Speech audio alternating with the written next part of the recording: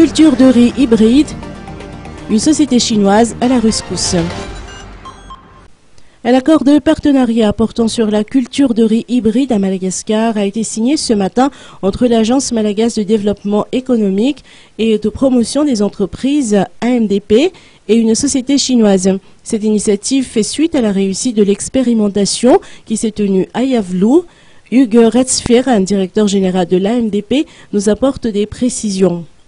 Oui, l'Agence malgache de développement économique et de promotion d'entreprise vient de signer un accord de partenariat avec une société chinoise, Yuans Madagascar, qui va nous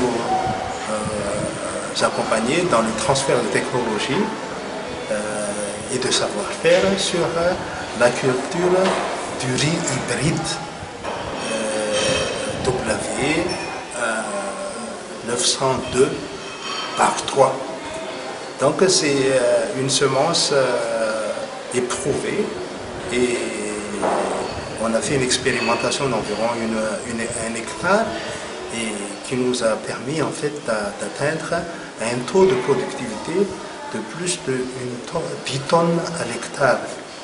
C'est important en fait que maintenant on va aller dans la vulgarisation, dans la phase de vulgarisation de ce riz hybride pour l'autosuffisance alimentaire pour Madagascar, mais également pour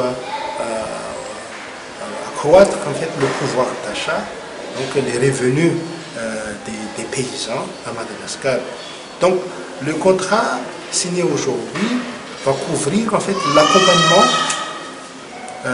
des paysans et des jeunes entrepreneurs dans la filière riz à Madagascar. Nous allons commencer à développer sur 1000 hectares environ avec une culture de contre-saison initialement parce que ça va commencer au mois de juin. Donc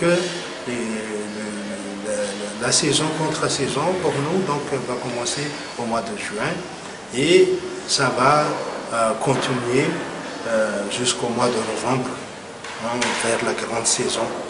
Ce qui va permettre en fait au moins 3 endroits bien identifiés de Madagascar, une partie d'Atsnan, d'Alaochamangour et de Vaknakaraj initialement, à pouvoir profiter de cette nouvelle technologie dans la culture de riz.